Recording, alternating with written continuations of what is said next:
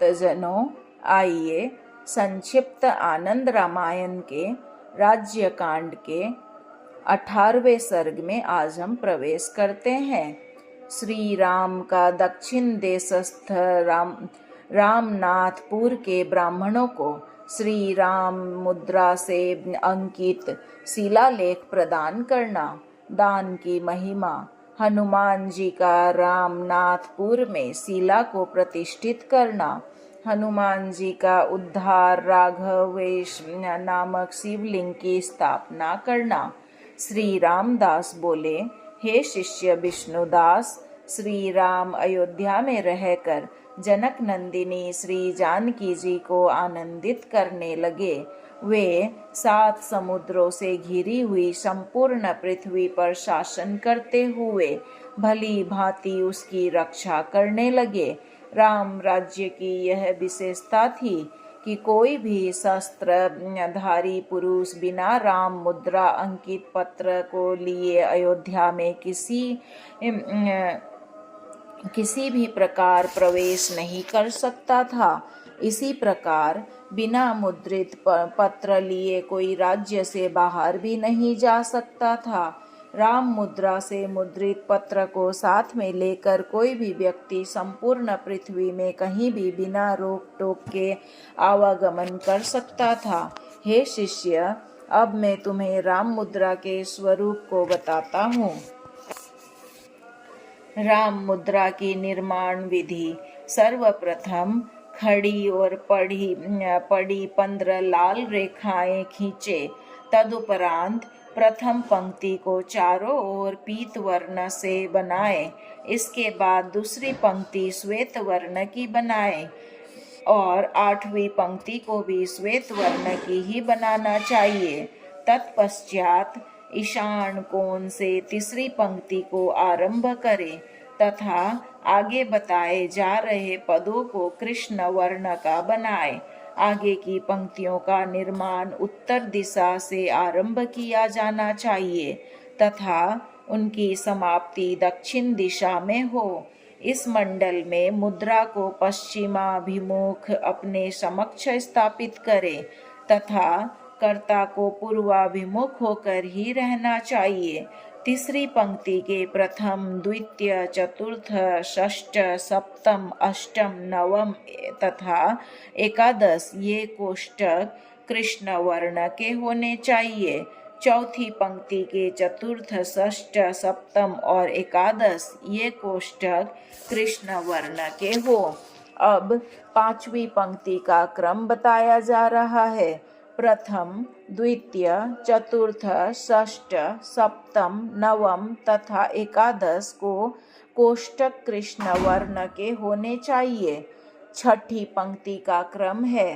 प्रथम, द्वितीय, चतुर्थ, षष्ठ, नवम तथा एकादश ये कोष्ठक कृष्ण वर्ण के होने चाहिए।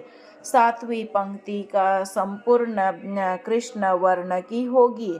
8वीं श्वेत होगी। 9वीं पंक्ति में प्रथम, द्वितीय, चतुर्थ, षष्ठ, सप्तम, नवम, दशम तथा द्वादश इन कोष्ठकों को कृष्ण वर्ण का बनाए। 10वीं पंक्ति का क्रम है। चतुर्थ, षष्ठ, सप्तम तथा द्वादश ये कोष्ठक कृष्ण वर्ण के होंगे। 11वीं पंक्ति के प्रथम, द्वितीय, चतुर्थ, षष्ठ, अष्टम, नवम, दशम तथा द्वादश ये कृष्ण वर्ण के होंगे। 12वीं पंक्ति के प्रथम, द्वितीय, चतुर्थ, षष्ठ, सप्तम, अष्टम, नवम, दशम तथा द्वादश ये कोष्ठक कृष्ण वर्ण के होंगे। 13वीं पंक्ति पूर्ण रूप से कृष्ण वर्ण की होगी। इस प्रकार मुद्रा की संरचना करने पर श्वेत वर्णों में राजा राम यह वर्ण रचना स्पष्ट रूप से प्रदर्शित होगी। विष्णुदास बोले, हे गुरु, पूर्व काल में राघवेंद्र श्री राम जी ने रामनाथपुर के ब्राह्मणों को किस कारण से अपनी राम मुद्रा से अंकित शिला प्रदान की थी, इस बात को आप विस्तार पूर्वक मुझे बतलाने की कृपा करें। आपने यह आश्चर्यजनक बात मुझे बतलाई, इसे मैं विस्तार पूर्वक आपके मुख से सुनना चाहता हूँ।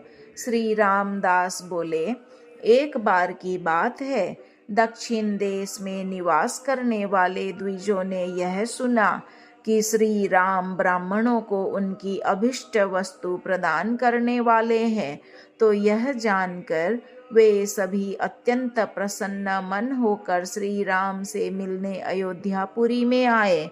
उस समय श्री राम अपने मित्र गंधर्व राज के भवन में भोजन करने के लिए गए थे। वहां जाकर उन्होंने स्नान किया और सीता तथा भाइयों और पुत्रों के साथ वे भोजन करने के लिए प्रसन्नता पूर्वक आसन पर विराजमान हो गए। गंधर्वराज ने अत्यंत श्रद्धा भक्ति पूर्वक उनकी पूजा की। तदंतर गंधर्वराज के मित्रों तथा उसके घर की स्त्रियों ने शीघ्र ही भोजन पात्र लगाकर मिष्टानों आदि से मिश्रित विविध प्रकार के दिव्य मधुर पकवानों को परोसना प्रारंभ किया। उधर जो रामानाथपुर के निवासी दक्षिणात्य ब्राह्मण थे, वे जब अयोध्या में आए तो उन्हें ज्ञात हुआ कि श्री राम अपने मित्र गंधर्वराज के भवन में भोजन के निमित्त गए हुए हैं, तो वे भी प्रसन्न होकर वहां के लिए चल पड़े। वहां पहुंचने पर गंधर्वराज के द्वारपालों ने शीघ्र ही श्री राम के पास जाकर ब्राह्मणों के आगमन की बात उन्हें बताई।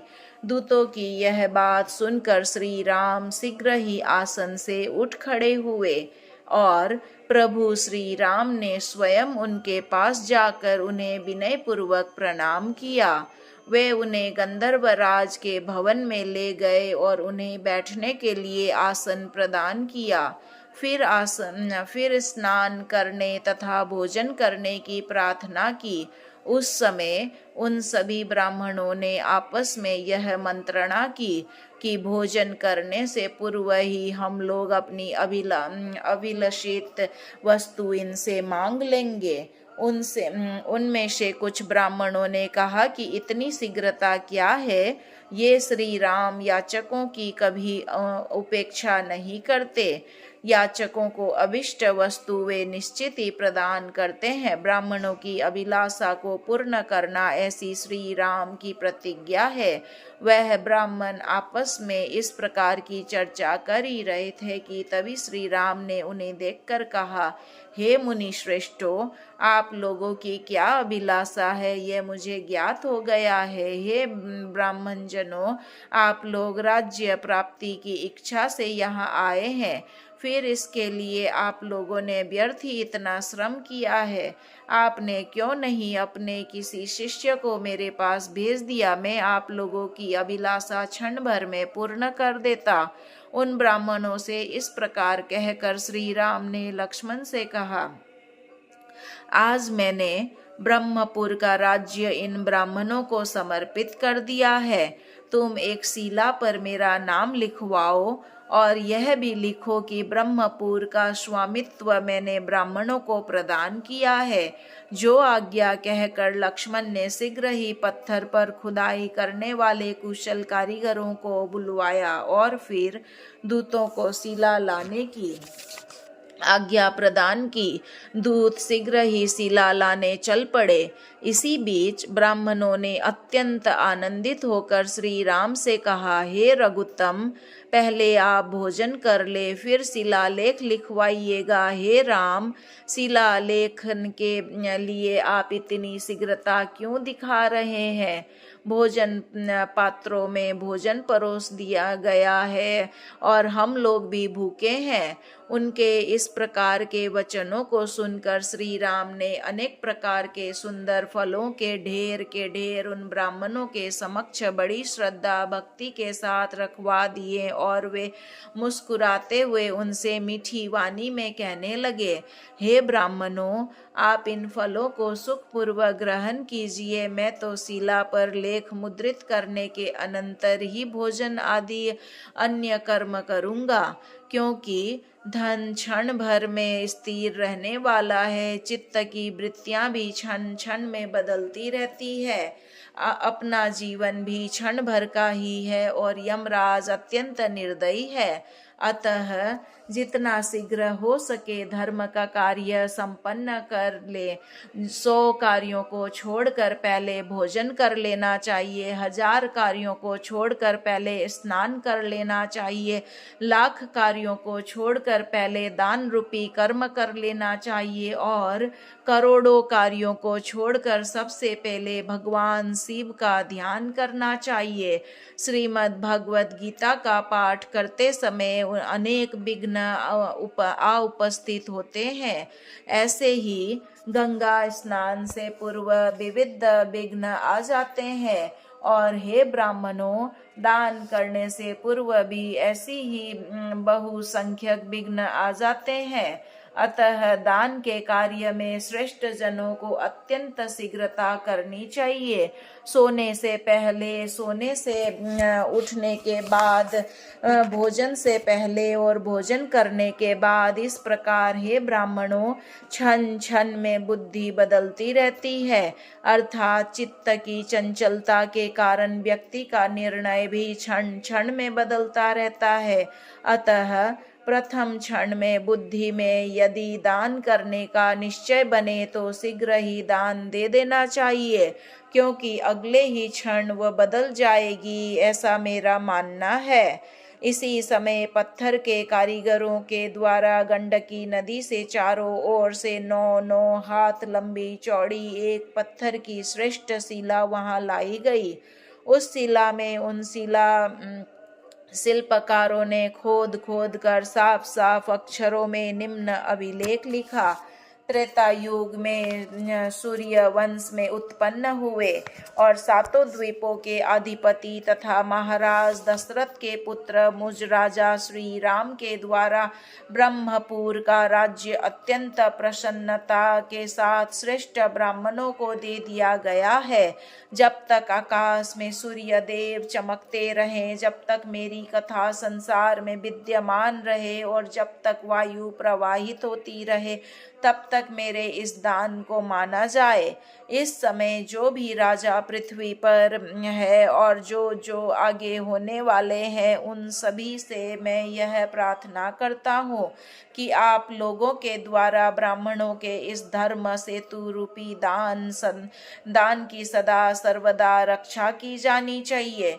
इस प्रकार का शिलालेख लिखवाकर उस पर श्री राम ने अपने नाम की अर्थात राम नाम अंकित मोहर लगवा दी और फिर उसे हनुमान जी द्वारा स्पर्श करवा दिया गया। हनुमान जी के भार से शिला नाम अंकित मुद्रा वाली हो गई और उस शिलालेख के अंत में राजा राम यह शब्द स्पष्ट रूप से दिखाई देने लगे, श्री राम नाथ के द्वारा उन ब्राह्मणों को उस पुर का दान दिया गया। अतः तब से वह पुर रामनाथपुर इस नाम से जाना जाने लगा। पहले उस पुर का नाम ब्रह्मपुर था और फिर उसी रामनाथपुर यह नाम हो गया। श्री राम ने शिला के भार अर्थात त्रैलोक के श्री राम ने शिला के भार अर्थात तोल के समान द्रव्य दक्षिणा रखकर उस शिला की पूजा की और सीता से समन्वित श्री राम ने शिलालेख वाली वह शिला ब्राह्मणों को दान में दे दी। तदंतर श्री राम ने वायुपुत्र हनुमान जी से कहा कि आप भोजन करने के पश्चात इन ब्राह्मणों के साथ पुष्पक विमान में बैठकर वह यह शिला रामनाथपुर नाथपुर पहुँचाए। इसके बाद श्री राम ने एक पत्र लिखकर राजा कंबुकंठ को प्रदान किया, जिसमें लिखा था कि आप सर्वदा इन ब्राह्मणों की सहायता किया करें। तदंतर उन ब्राह्मणों ने अत्यंत प्रसन्न होकर अनेकों आशीर्वाद श्री राम को प्रदान किए। फिर श्री राम ने उन सभी के साथ भोजन किया। इसके अनंतर सभी ब्राह्मण विमान द्वारा अपने नगर को गए। उनकी अनुमति प्राप्त कर श्री हनुमान जी भी उसी विमान से उनके साथ गए। इस प्रकार से श्री रामचंद्र जी ने सातों द्वीपांतरों में अनेकों दान प्रदान किए, जिनकी गणना करना संभव नहीं है। हे विष्णुदास, कालांतर में जब दुष्ट राजाओं का शासन रहेगा, उस समय उनके भय से रामनाथपुर में निवास करने वाले वे ब्राह्मण भयभीत होकर शिला को एक तालाब में फेंक देंगे और महान कष्ट प्राप्त करेंगे। आगे चलकर मरने के लिए उद्धत उन ब्राह्मणों को देखकर श्री हनुमान जी उस शिलालेख युक्त शिला को तालाब से बाहर निकाल देंगे। विष्णुदास बोले, हे गुरु, अपने जीवन काल में उन ब्राह्मणों को कौन कौन सा कष्ट उठाना पड़ेगा, जिसके कारण कि वे उस शिला को तालाब में फेंक देंगे और मरने की इच्छा रखेंगे, इसे आप बताने की कृपा करें। श्री रामदास बोले, पृथ्वी लोक में आगे चल के उस क्षेत्र का जो राजा होगा वह अत्यंत दुष्ट प्रकृति का होगा। उसके दूषित व्यवहार से भयाक्रांत होकर वे ब्राह्मण उस मूल्यवान शिला को एक गहरे तालाब में डाल देंगे। कलयुग का वह राजा उन ब्राह्मणों को भयभीत करके उन्हें बंदी बनाकर उनके राज्य के हरण की इच्छा से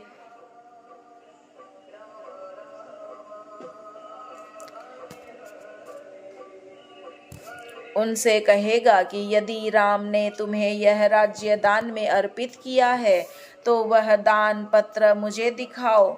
यदि तुम लोग ऐसा नहीं करते हो तो पहले से आज तक जितने धन का उपयोग तुमने इस राज्य की आय से किया है वह सारा धन लाकर मुझे दो, नहीं तो मैं सभी को मार डालूंगा। वे सभी ब्राह्मण उस राज्य का इस प्रकार का वचन वे सभी ब्राह्मण उस राजा का इस प्रकार का वचन सुनकर अत्यंत भयभीत हो गए और आपस में विचार विमर्श कर शीघ्र ही बोले, हम लोग 1 मास के भीतर वह दान पात्र आपको दिखा देंगे। तब राजा ने उन ब्राह्मणों को बंधन मुक्त कर दिया और वे ब्राह्मण भी चुपचाप अपने नगर को चले गए। वहां पहुंचकर उन्होंने जिस तालाब में वह दान पत्र डाल दिया था उस तालाब के किनारे को तोड़ डाला।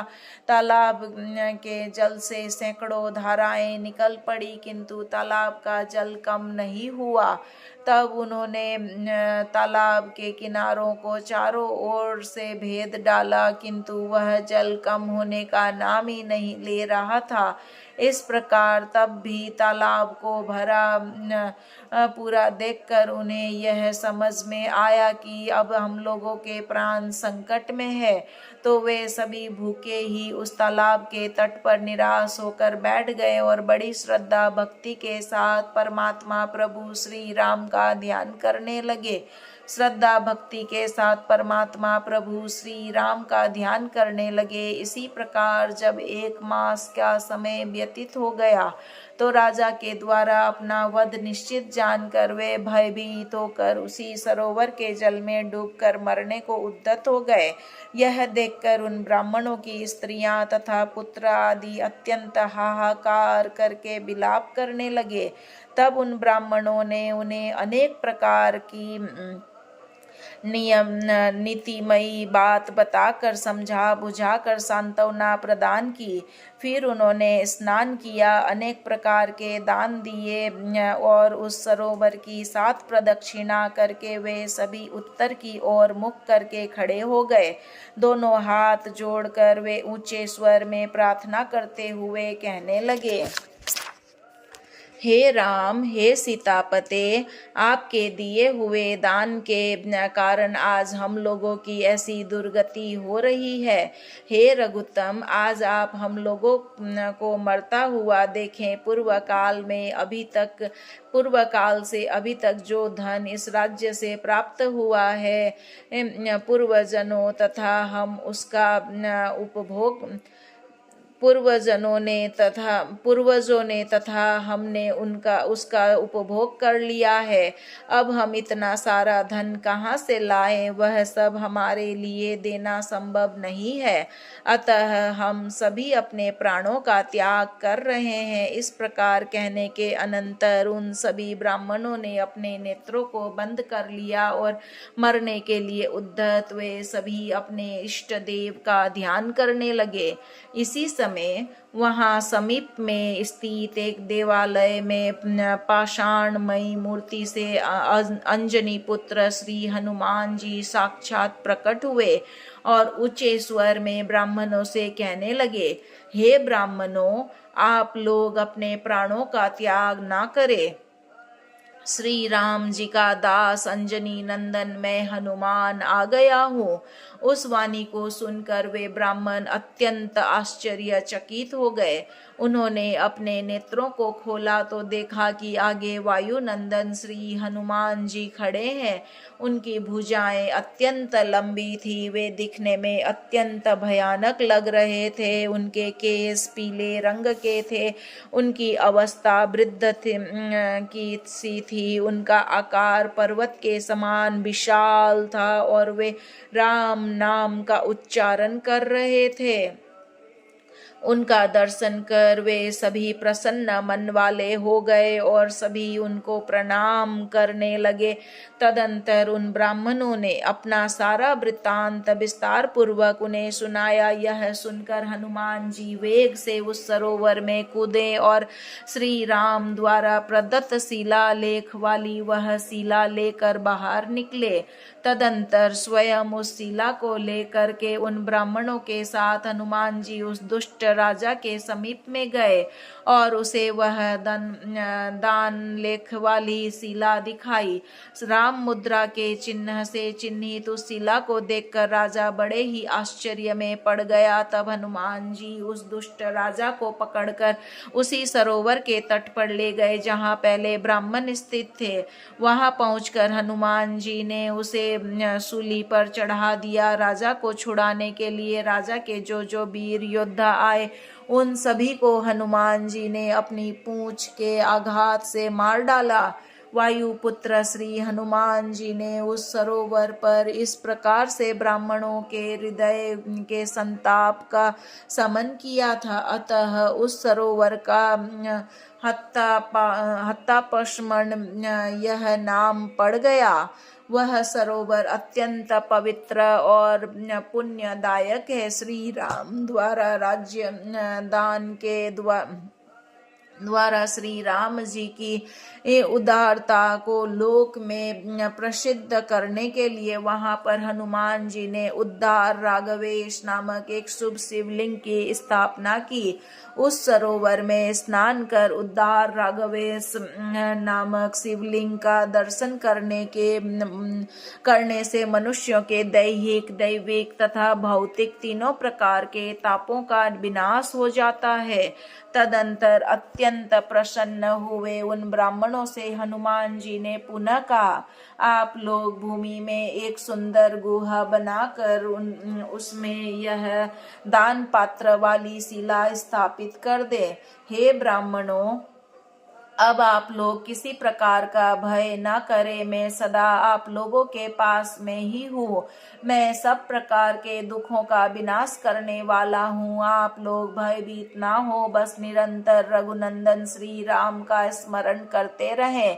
उन ब्राह्मणों से इस प्रकार कहने के अनंतर श्री हनुमान जी अपनी पाषाण मूर्ति में प्रविष्ट हो गए। तदंतर उन ब्राह्मणों ने अत्यंत प्रयत्न पूर्वक उस दान लेख वाली शिला को भूमि को खोद कर उसी में स्थापित कर दिया।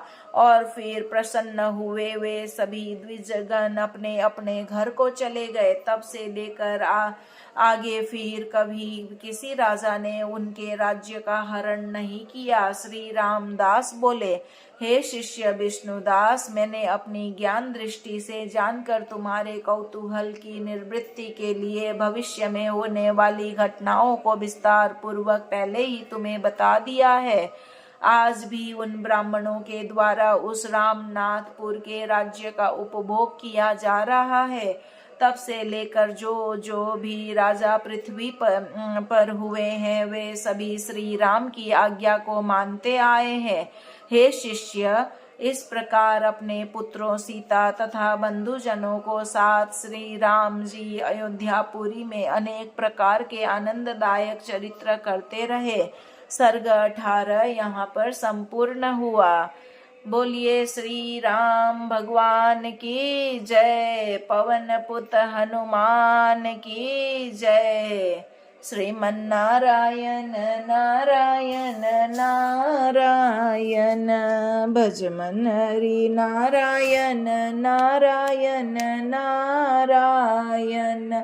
बोलो हरि नारायण नारायण नारायण।